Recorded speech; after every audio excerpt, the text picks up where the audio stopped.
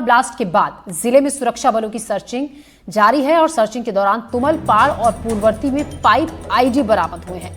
CRPF की 74वीं battalion के जवान हैं जिन्होंने ये आईडी बरामद किए हैं। पूरे जिले में नक्सलियों के खिलाफ सर्चिंग ऑपरेशन और तेज कर दिया है। कल जिस तरीके से आईडी ब्लास्ट हुआ था और उसमें एसपी की जान चली गई थी, 2 पुलिसकर्मी बुरी तरह से घायल भी हो गए थे। उसके बाद जो सर्चिंग है वो उसका दायरा बढ़ा दिया गया है। सलीम शेख इस खबर पर ज्यादा जानकारी के साथ हमारे साथ जुड़ रहे हैं। सलीम, काफी मात्रा में बताया जा रहा है कि पाइप आईडी सर्चिंग के दौरान मिले हैं।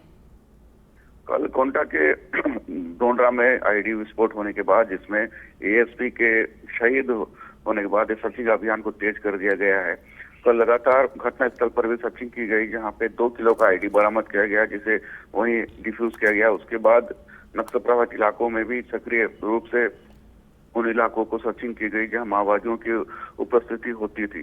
तो कल शाम को पूर्ववर्ती और तुमलपाड़ का जो इलाका है, जहां लगातार आईडी बरामद किए जा रहे थे, तो वहां से पाइप बम बरामद किए गए हैं। तो नक्सलियों का एक नया तरीका है आईडी प्लांट करने का, क्योंकि बिना उस इलाके को खोदे हुए, रोड को ना खोद के, सीधे पाइप से ही वो अंदर में उसको गाड़ देते हैं। उसके बाजू से उस पाइप के होल में आईडी को प्लांट कर देते हैं। तो एक नया तरीका उन्होंने निकाला है सुरक्षा बलों को नुकसान पहुंचाने के लिए। और लगातार नक्सलियों की बौखलाहट सामने आ रही है और कोई बड़ी घटना को अंजाम देने के लिए इस तरह की कायराना हरकत कर रहे हैं। और जैसा पुलिस अफसर बता रहे थे कि इलाके में कई ऐसे नक्सल प्रभावित क्षेत्रों में जहां सुरक्षा बल गश्त करते हैं, उन्हें नुकसान पहुंचाने के लिए बड़ी मात्रा में आईडी लगाए गए हैं। लगातार सर्चिंग की जा रही है और इलाके से आईडी भी बरामद किए जा रहे हैं। जी सलीम, शुक्रिया आपका जानकारी के लिए। तो नए नए तरीके नक्सली अब अपना रहे हैं, जैसा कि हमारे सहयोगी सलीम शेख हमें जानकारी दे रहे थे कि अब पाइप के जरिए, अब खुदाई उनको नहीं करनी पड़ती जमीन में एक बड़े हिस्से की, सीधे पाइप के जरिए आईडी को प्लांट कर दिया जाता है। अब फिलहाल यहाँ पर सर्चिंग अभी भी चल रहा है ताकि जो भी आईडी यहाँ पर हैं उनको बरामद कर डिफ्यूज किया जा सके। खबर बिलासपुर से, जहां सेंट्रल जेल से फरार हुआ एक कैदी 22 फीट लंबी दीवार को फांदकर फरार हुआ। कैदी जेल से भागकर अपने गांव पहुंच गया था। कैदी, ग्रामीणों ने पुलिस को इस बात की सूचना दी। पुलिस ने कैदी को सरकंडा क्षेत्र से पकड़ा। घटना के बाद जेल प्रशासन पर भी सवाल खड़े हो रहे हैं।